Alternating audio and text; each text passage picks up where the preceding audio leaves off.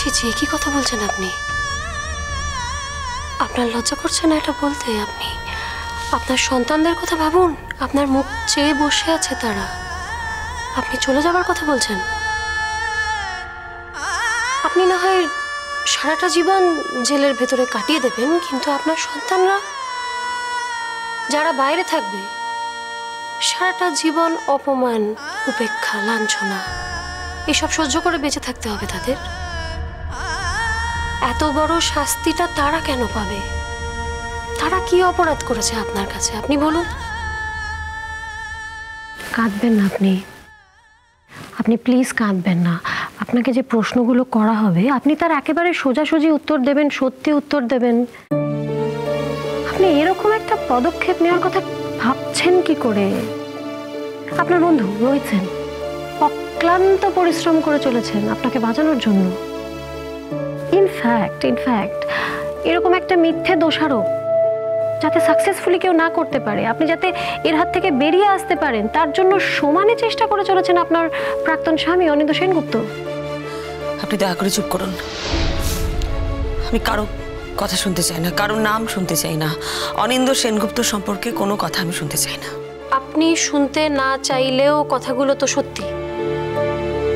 আপনি একটু বুঝুন, আমরা তো দেখতে পাচ্ছি অপরাধীকে। আপনি চান না অপরাধী শাস্তি পাক? ঈশ্বর তাকে শাস্তি দেবে। ঈশ্বর কবে শাস্তি দেবেন আমরা জানি না, আমরা ঈশ্বরকে দেখিনি, কিন্তু আমরা আইন ব্যবস্থা দেখেছি, আমরা বিচার ব্যবস্থা দেখেছি। এই ব্যবস্থা অনুযায়ী তার শাস্তি প্রাপ্য। আপনি সেই শাস্তিটার ব্যবস্থা করে দেবেন না? আপনি এইভাবে হারিয়ে দেবেন না আমাকে। আমি হারতে চাই না। আপনার সেদিনকার কথা মনে নেই? আপনার ছেলের কথা? সেই সময় যখন আমি কেসটা লড়ছিলাম তখন আমি আমার সব রকম চেষ্টা করেছিলাম, কিন্তু আপনি একটু মনে করে দেখুন, আপনার নিশ্চয়ই মনে আছে, রোহিত সেন যদি ঠিক সময়ে সংকল্পকে নিয়ে কোর্টে হাজির না হতেন তাহলে কিন্তু রায়টা বিপক্ষে চলে যেত এবং আমি কিচ্ছু করতে পারতাম না সেদিন। আমার চেষ্টার কোনো ত্রুটি ছিল না, কিন্তু তা সত্ত্বেও কেসটা এমন দিকে টার্ন নিয়েছিল যে আমি কিছু করতে পারতাম না। আপনি একবার ভেবে দেখুন ভালো করে, এই সব কিছুর জন্য আপনার কি কোনো কৃতজ্ঞতা বোধ নেই রোহিত সেনের প্রতি? আপনি রোহিত সেনের হয়ে কথা বলছেন কেন বলুন তো? আমি রোহিত সেনের হয়ে কথা বলছি কারণ তিনি চাইছেন যে আপনি কেসটা জিতুন। তিনি ক্রমাগত চেষ্টা করে চলেছেন, সত্যের পথে চেষ্টা করে চলেছেন যাতে এই কেসটা আপনি জেতেন, আমি জিতি। তিনি আমাকে সাহায্য করছেন, সাপোর্ট করছেন যাতে আমি এই কেসটা চালিয়ে নিয়ে যেতে পারি। সেই জন্য? শুধু সেই জন্য? মানে আপনি ভাবছেন শুধু সেই জন্য? আমাকে উনি ফিসটা দিচ্ছেন শুধু সেই জন্য? তা কেন? আপনি প্লিজ বোঝার চেষ্টা করুন। আমি একটা সত্যকে প্রতিষ্ঠা করতে চাইছি। দেখুন, আপনি যদি খুনটা করতেন আমার কিছু বলার ছিল না সেখানে, আপনি করেছেন খুনটা, কিন্তু যেটা সত্যি নয়, যেটা আপনি করেননি, আপনি কেন সেই দায়টা নেবেন নিজের উপর? আমার আর এই জীবনে কোনো আগ্রহ নেই। বেশ, কিন্তু আপনি তো আত্মহত্যা করতে পারবেন না। মানে আপনি জেলে থাকাকালীন আপনি আত্মহত্যা করতে পারবেন না, কারণ ভিজিলেন্সের মধ্যে থাকবেন, নানা রকম নিয়ম কানুনের মধ্যে থাকবেন, নিয়ম কানুনের বেড়া জালের মধ্যে থাকবেন। কিন্তু আমার প্রশ্নটা হচ্ছে যে আপনি এই নিয়ম কানুনের বেড়া জালের মধ্যে থাকবেন কেন? আপনি যে কাজটা করেননি আপনি তার জন্য শাস্তিটা মাথা পেতে কেন নেবেন? আচ্ছা, আপনি নিজের কথা না হয় নাই ভাবলেন, আপনি আপনার কাছের মানুষদের কথা ভাবুন, আপনার চারপাশে যারা রয়েছে তাদের কথা ভাবুন একটু। আপনার ভেতরের আগুনটা জ্বলে উঠুক। শ্রীমতী, আপনি চান না জুনগুহ শাস্তি পাক? আপনি চান না? আমি খুব ভালো করে জানি আমি যদি সত্যি কথাও বলি কেউ আমাকে বিশ্বাস করবে না। বলে দেখুন তো একবার সত্যিটা। আপনি বলে দেখুন। আপনি বলেননি তো এখনো। অন্তত এইটুকু শান্তি থাকবে যে আপনি সত্যিটা বলেছেন। আমরা সত্যের পথ অবলম্বন করে লড়াই করেছি একেবারে শেষ পর্যন্ত। তারপরে শেষ ফলাফল কি হবে আমরা জানি না, কিন্তু আমাদেরকে তো সত্যের পথ ধরে এগিয়ে চেষ্টা করতে হবে, তাই না? কিন্তু এই চেষ্টায় যদি আপনি পাশে না থাকেন, আমরা কি করে এগোবো? আমরা এগোতে পারবো না, আমরা কিচ্ছু করতে পারবো না। আপনি প্লিজ সত্যিটা বলুন। আপনি কিছু গোপন করবেন না, কিছু লুকোবেন না, আপনি সত্যিটা বলুন একবার অন্তত। আমি বুঝতে পারছি যে আপনি সাংঘাতিক একটা অভিমান থেকে নিজে মাথা পেতে পুরো দোষটা নিয়ে নিচ্ছেন, নিজের মাথা পেতে। কিন্তু অভিমানটা কার ওপর? জুন গুহর ওপর। ওকে, ও তো আমার কোনো ক্ষতি করেনি। তার মানে জুন গুহ আপনার কোনো ক্ষতি করেনি? ও তো উপলক্ষ মাত্র। ও আমার চারপাশে আসার স্পর্ধা কোথা থেকে পেল? ওকে তো আনা হয়েছে, ও তো নিজে থেকে আসেনি। বুঝেছি, আপনার সমস্ত অভিমান আপনার প্রাক্তন স্বামীর ওপর।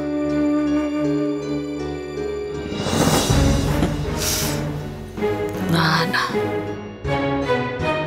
অভিমান বলে আমার কিচ্ছু নেই। আমি বুঝতে পারছি আপনার অবস্থাটা, আপনার মানসিক অবস্থানটা আমি একেবারে বুঝতে পারছি। ইনফ্যাক্ট আমি যদি আপনার জায়গায় থাকতাম, আমি আপনার মতো করেই হয়তো ভাবতাম, আমি সেটাও বুঝতে পারছি। কিন্তু আমি যেটা বলার চেষ্টা করছি সেটা একটু আপনি বুঝুন। সেটা হচ্ছে আপনার প্রাক্তন স্বামী আপনার কাছে যতটা গুরুত্বপূর্ণ, আপনার সন্তানেরা তারা কি একটু হলেও তার থেকে বেশি গুরুত্বপূর্ণ নয়, বা অন্তত সমান গুরুত্বপূর্ণ নয়? ওদের জীবন তৈরি হয়ে গেছে, ওরা ঠিক দাঁড়িয়ে যাবে।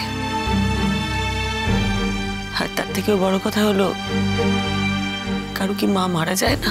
মা মারা যাওয়া আর মা জেলে থাকা এক জিনিস নয় তো। আমাদের সমাজটা, মরাল পুলিশিং হচ্ছে আমাদের সমাজের সব থেকে প্রিয় জিনিস। সবাই সবসময় চাইছে প্রত্যেককে কাঠগড়ায় দাঁড় করাতে, সামগ্রিক বিচারে নয় কিন্তু আংশিক বিচারে। যেটা দেখতে পাচ্ছি আমরা চোখের সামনে, আমরা সেটাকেই সত্যি বলে মনে করছি, সেটা দিয়েই সবাইকার বিচার করছি। তার পেছনে আরো অনেক কিছু আছে, অনেক কিছু লুকিয়ে আছে যেটা সত্যি, সেটার দিকে কেউ তাকাতে চায় না, তো কেউ দেখতেও চায় না। সেই জন্য আমি রিকোয়েস্ট করছি, একটা বার প্লিজ প্লিজ চেষ্টা করে দেখুন। আপনার কথা শেষ হয়ে গেছে নিশ্চয়ই? আপনার কাছ থেকে কথা না নিয়ে আমি যাব না। আচ্ছা, আপনি কি আমাকে ভরসা দিতে পারেন যে আমি যদি আপনাকে সব কথা বলি আমার জেল হবে না? না, সেটা আমি আপনাকে দিতে পারবো না, কারণ আমি সত্যি কথা বলি, আমি আপনাকে মিথ্যে কথা বলবো না। আমার জায়গায় যদি অন্য যে কোনো লয়ার হতো, সে আপনাকে বলতো যে আমি গ্যারান্টি দিচ্ছি কেসটা আপনি জিতবেন, কিন্তু সেটা মিথ্যে কথা হতো। আমরা ওরকমভাবে বলতে পারি না, আমি আপনাকে মিথ্যে কথা বলবো না। কিন্তু শ্রীমতী, আমি এটুকু বলতে পারি যে আপনি যদি সত্যি কথা বলেন তাহলে আমি একটু জোর পাবো, আমার লড়াই করার শক্তিটা একটু বাড়বে। আমি সেই কারণে বলছি যে, কিন্তু আপনি যদি মিথ্যে কথা বলেন তাহলে আমরা অনেকটা পিছিয়ে যাব আরো। আপনি নিশ্চয়ই সেটা চাইবেন না। আমি জানি, আমি সত্যি কথা বললেও এই পরিস্থিতি থেকে আমি কোনো দিন বেরোতে পারবো না। বাকি জীবন আমাকে জেলের ভাতই খেতে হবে। আপনি সবটা ঠিক জানেন না, একেবারেই সবটা ঠিক জানেন না। এমনও তো হতে পারে যে এই সত্যের জোরে, এই তথ্যের জোরে আমরা এই কেসটা জিতে গেলাম। এতকাল অনেক কিছু ধরে জীবন কাটিয়েছি, এই বয়সে আর নতুন কিছু আমি ধরতে চাই না। যা হবার হোক, নিজেকে বাঁচানোর কোনো চেষ্টা আমি করব না। আমি আপনাকে এত করে রিকোয়েস্ট করছি, আপনার ছেলে মেয়েদের হয়ে রিকোয়েস্ট করছি, আপনার শুভাকাঙ্ক্ষীদের হয়ে রিকোয়েস্ট করছি, আপনার বন্ধুর হয়ে রিকোয়েস্ট করছি। আপনার শ্বশুরমশাই আমাকে হাত ধরে বলে গেছেন যে কেসটা যেন আমি জিতি। আপনি আমাকে একবার বলুন, আমি কি বলবো, ওনাকে কি জবাব দেবো? আমি বলবো আমি পারলাম না, আমি বলবো আমি হেরে গেলাম। আপনার কিসের দায় বলুন তো? কতদিনই বা আপনি আমাকে চেনেন? চেনা জানাটা তো ওইভাবে হয় না শ্রীময়দি। আমি একদিনে একটা মানুষকে অনেকখানি চিনে ফেলতে পারি, একটা মানুষকে খুব কাছের মনে হতে পারে, আপন মনে হতে পারে, আবার বছরের পর বছর একসঙ্গে থাকার পরেও মনে হতে পারে এই মানুষটাকে তো আমি চিনি না। সেটা আমার থেকে ভালো করে আর কেউ জানে না এই জীবনে। নিজেকে নিংড়ে দিয়েছি আমার স্বামীর পায়ে, তারপর হঠাৎ করে জেনেছি যে সে আমাকে নয়, অন্য একজনকে ভালোবাসে। ঠিক আছে, কিন্তু আপনি আজ বুঝতে পারছেন তো যে আপনার প্রাক্তন স্বামী যাকে ভালোবাসেন বলে ভাবতেন সেটা তো আসলে মোহ।